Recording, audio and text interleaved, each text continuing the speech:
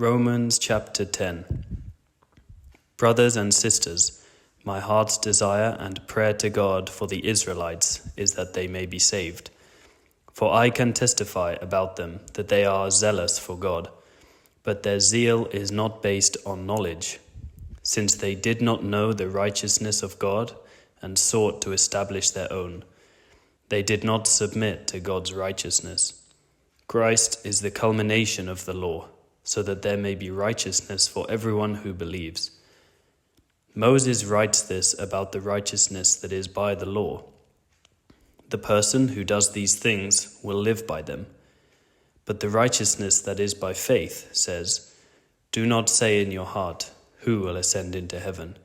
That is, to bring Christ down. Or, 'Who will ascend into the deep?' That is, to bring Christ up from the dead. But what does it say? The word is near you. It is in your mouth and in your heart. That is, the message concerning faith that we proclaim. If you declare with your mouth, 'Jesus is Lord,' and believe in your heart that God raised him from the dead, you will be saved. For it is with your heart that you believe and are justified, and it is with your mouth that you profess your faith and are saved. As Scripture says, anyone who believes in him will never be put to shame. For there is no difference between Jew and Gentile. The same Lord is Lord of all, and richly blesses all who call on him. For everyone who calls on the name of the Lord will be saved.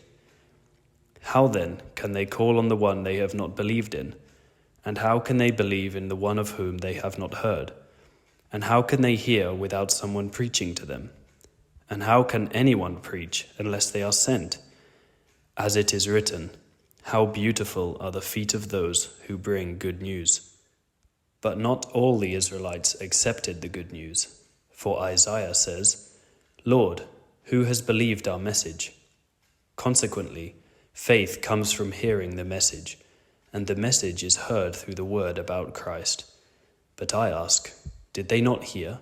Of course they did. Their voice has gone out into all the earth, their words to the ends of the world. Again I ask, did Israel not understand? First, Moses says, 'I will make you envious by those who are not a nation. I will make you angry by a nation that has no understanding.' And Isaiah boldly says, 'I was found by those who did not seek me.